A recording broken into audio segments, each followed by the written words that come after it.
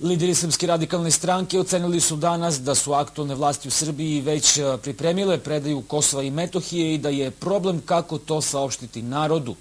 Oni su na današnjem mitingu u Leskovcu, u kojem je prisustvovalo stotinak pristalica ove stranke, istakli da je Leskovac kao i veći deo Srbije u potpunosti propao u posljednjih 10 godina, otkako se Vojislav Šešelj nalazi u Haškom tribunalu. Kako je istaknuto, ovi protesti radikala imaju za cilj da podignu slobodarski duh srpskog naroda i da ojačaju redove stranke. Srbija propada 20 godina čekajući ulazak u Evropsku uniju, a sadašnje vlasti su gore od svih prethodnih, upozoreno je prilikom šetnje centralnim gradskim ulicama. Leskovac nije više grad farmaceutske industrije. Leskovac više nije grad metalne industrije. Leskovac više nije grad vrednih neimara i građanske operative.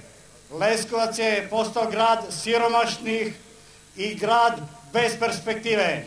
Srbija se mora ujediniti kako bi bilo iole napretka u životu građana, istaknuto je na ovom skupu koji se odvijao pod sloganom Srbija pa sve ostalo.